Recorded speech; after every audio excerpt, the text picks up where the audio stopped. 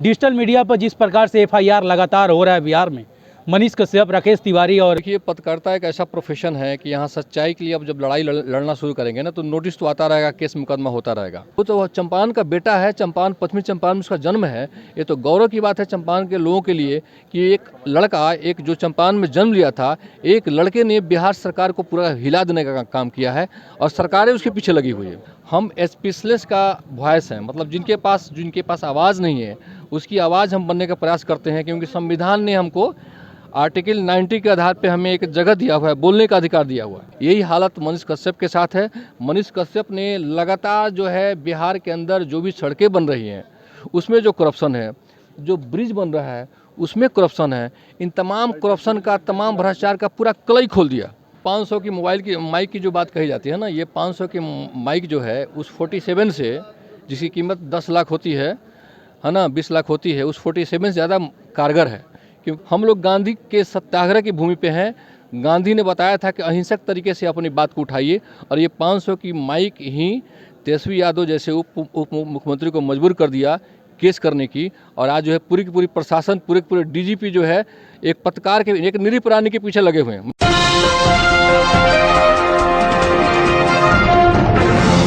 नमस्कार, आप देख रहे हैं बीएनडी न्यूज़। मैं हूं अभिषेक दुबे। डिजिटल मीडिया पर जिस प्रकार से एफआईआर लगातार हो रहा है बिहार में, मनीष कश्यप, राकेश तिवारी और बहुत सारे लोगों पर एफआईआर हुआ है। रवि भट्ट अभी नोटिस आया है उनके पास। हमारे साथ हैं बीएनएन टीवी के एडिटर इन चीफ सर, और सबसे पहले आपका स्वागत है चैनल पे। धन्यवाद, आपका भी स्वागत है। आपने इस मौजूद विषय को लेकर आज हम लोगों से बात करने आए हैं। इसके लिए ये पता चलता है कि आप सेंसिटिव व्यक्ति हैं और जानना चाहते हैं कि बिहार में क्या हो रहा है, पत्रकारों के साथ क्या हो रहा है। इसके लिए आपको बहुत बहुत साधुवाद। मनीष कश्यप या डिजिटल मीडिया जो भी पत्रकार हैं, राकेश तिवारी, अभी नोटिस आया है रवि भट्ट पे। आप भी एक डिजिटल मीडिया से हैं, बीएनएन टीवी से एडिटर इन चीफ हैं, क्या कहना चाहेंगे इस पे? देखिए, पत्रकारिता एक ऐसा प्रोफेशन है कि यहाँ सच्चाई के लिए अब जब लड़ाई लड़ना शुरू करेंगे ना, तो नोटिस तो आता रहेगा, केस मुकदमा होता रहेगा। पिछले 6 महीने में मेरे पास भी 6-7, मतलब हर महीने में एक तो आ ही जाता है, और हर का जवाब हम लोग दे रहे हैं। ज़्यादातर केसेज में अभी जो छतौनी थाना ने जो लीगल नोटिस भेजा, उसमें थाना, उसका जो दरोगा था सस्पेंड हो गया, और उसके बाद भी वहाँ से भी आया है। उसके बाद रंजन पटेल, ये जदयू के उपाध्यक्ष थे, उन्होंने भी लीगल नोटिस भेजा था। तो ये सारे केस के मुकदमे की धमकियाँ आती रहती है। लेकिन सवाल है कि जब हमारा पर्पस है कि पत्रकारिता करना, हम स्पीचलेस का वॉइस हैं, मतलब जिनके पास आवाज़ नहीं है, उसकी आवाज़ हम बनने का प्रयास करते हैं, क्योंकि संविधान ने हमको आर्टिकल 90 के आधार पे हमें एक जगह दिया हुआ है, बोलने का अधिकार दिया हुआ है। ये अधिकार हमको भी है, पत्रकारों को भी उसी आर्टिकल के तहत अधिकार मिला हुआ है, और एक आम आदमी को भी अधिकार मिला हुआ है। लेकिन एक आम आदमी जब अपनी बात कहता है, एक ऑफिस में जाता है कोई काम करवाने, तो एक तो उसे पैसा गलत लिया जाता है, ऊपर से उसको दौड़ा के मारा जाता है। तो ये पत्रकारों को एक जब माइक मिल जाता है हाथ में, या कलम मिल जाती है कुछ लिखने के लिए, तो इन बातों को हम लोग समाचार पत्रों में छापते हैं, और छापने के बाद एक तरह से अटैक होता है इन भ्रष्टाचारियों के ऊपर। तो ये क्यों आपको अच्छा पसंद करेंगे? जब भी मौका मिलेंगे आप एक केस करेंगे, मुकदमा करेंगे। सागर सूरज जी, एक सबसे बड़ा चीज़, मनीष कश्यप पर एफआईआर हुआ है अभी के टाइम में। 3 एफआईआर हुआ है, 1-2 नहीं। आप भी सोशल मीडिया पे जुड़े हुए हैं, आप भी कुछ अलग कोई बना ले पेज और आपके कुछ गलत लिख दे, आप पर एफआईआर हो जाए बिना जांचे, क्या कहना? देखिए, सोशल मीडिया भी हम लोग का प्लेटफॉर्म है, लेकिन हम लोग का आरएनए रजिस्टर्ड अखबार भी है। हम हिंदुस्तान टाइम्स में 15 वर्षों से यहाँ इस इलाके का सबसे, मतलब करस्पॉन्डेंट रूप में काम कर चुका हूँ। और जो बॉर्डर न्यूज़पेपर है वो आरएनए अखबार है। हमारे पास अखबार भी है, डिजिटल मीडिया भी है, पेज भी है, हर चीज़ है। और इसलिए पेज और अखबार से मतलब नहीं, मतलब है कि आप काम क्या कर रहे हैं। अगर आपके पास अखबार है और तभी आप फ्लैटरिंग कर रहे हैं, तेल लगाने का काम कर रहे हैं, तो क्यों आप पे कोई एफआईआर करेगा? लेकिन अगर आप डिजिटल मीडिया पर हैं, तभी तेल लगाने का काम कर रहे हैं, लोगों की फ्लैटरिंग कर रहे हैं, लोगों को ग्लोरीफाई कर रहे हैं, लोगों की तारीफ छाप रहे हैं, एक भ्रष्ट आदमी की तारीफ लिख रहे हैं, तो आप पे कोई एफआईआर क्यों करेगा? एफआईआर तब न करेगा जब आप किसी आम आदमी की आवाज़ बनने का प्रयास करिएगा। आम आदमी की आवाज़, लोगों की उम्मीद पत्रकारों से होती है। यही हालत मनीष कश्यप के साथ है। मनीष कश्यप ने लगातार जो है बिहार के अंदर जो भी सड़कें बन रही हैं उसमें जो करप्शन है, जो ब्रिज बन रहा है उसमें करप्शन है, इन तमाम करप्शन का, तमाम भ्रष्टाचार का पूरा कलई खोल दिया। ठीक है जी। और इस कलई खोलने की वजह से प्रशासन और सरकार पूरी तरह से उसके खिलाफ है। वो तो चंपारण का बेटा है, चंपारण पश्चिमी चंपारण में उसका जन्म है।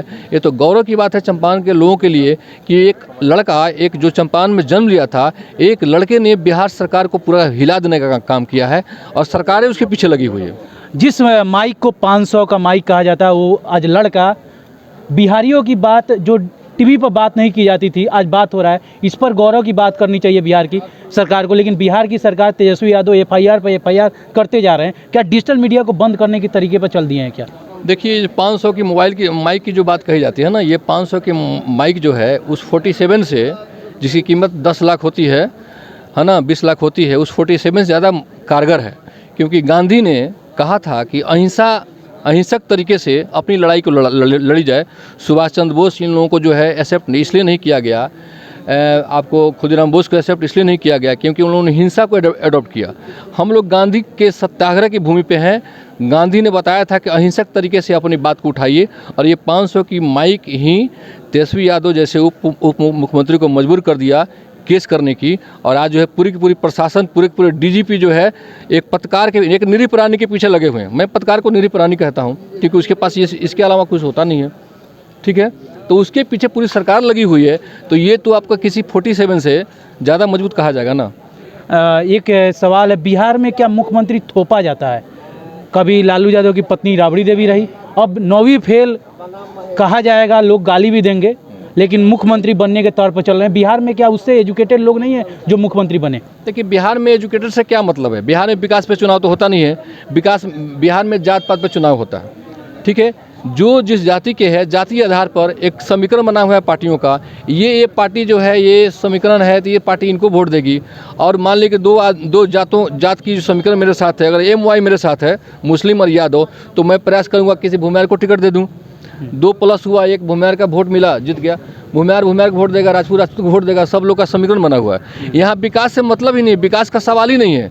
विकास की जब भी बातें होती है तो नेता भी स्किप करते हैं और आम आदमी भी स्किप करता है। चुनाव के टाइम में अपने अपने जातियों के ठेकेदार सक्रिय हो जाते हैं, जात के वोट लोग जमा करते हैं और सीटें निकल जाती है।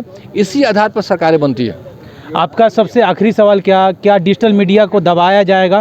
क्या आप लोग आगे आएंगे? देखिए कोई मीडिया दबाया नहीं जा सकता है, दबाए जाने का प्रयास किया जा सकता है। और बिहार के अंदर जो है, आप देखिए उत्तर प्रदेश में जोगी के समय में वहाँ पे डिजिटल मीडिया पूरी तरह से साइफर है। जितना एक्टिव बिहार के मीडिया है उतना एक्टिव जो है उत्तर प्रदेश में नहीं है, उतना बाकी स्टेट में नहीं है। आप वहाँ चल जाइए, कलकत्ता में भी नहीं है। इसलिए कि वहाँ के जो मीडिया के लोग हैं, जो जुड़े हुए लोग हैं, वो लोग उतने एक्टिव नहीं है। आज है कि मैं आवाज़ उठाने के लिए तो बैठा हूँ मनीष कश्यप के लिए। मनीष कश्यप का पत्रकारिता करने का स्टाइल मुझे पसंद नहीं हो सकता, लेकिन वो जो आवाज़ उठाता है, जिसकी बात करता है, वो तो हर आदमी को पसंद करना चाहिए। वो आम आदमी की बात करता है, समस्याओं की बात करता है, बिहार में रोजगार की बात करता है। इतने साल तक लालू का परिवार जो है मुख्यमंत्री रहा, इतने साल नीतीश कुमार रहे, भाजपा भी अलायंस में रही। क्या कारण बन रहा है कि आज हर आदमी को जाना पड़ रहा है बाहर में नौकरी करने के लिए, और जाके लोग गालियाँ खा रहे हैं, पीटे जा रहे हैं, मारे जा रहे हैं, फिर यहाँ लौट के आ रहे हैं, और फिर भी उसकी जो आवाज़ उठा रहा है, जो पत्रकार उठा रहा है, उसको ये गवर्नमेंट जो है उस पर केस कर रही है, मुकदमा कर रही है, आवाज़ को बंद करने का प्रयास कर रही है। ये कभी संभव नहीं है, आवाज़ बंद नहीं होगी। आने वाले वक्त में सरकार के खिलाफ जो है, इनका एक अघोषित इमरजेंसी के खिलाफ एक आंदोलन शुरू हो सकता है, और तमाम प्लेटफॉर्म के पत्रकार एक प्लेटफॉर्म पर आके इस लड़ाई को लड़ सकते हैं। बहुत बहुत धन्यवाद मेरे साथ जुड़ने के लिए, और तब तक जय हिंद।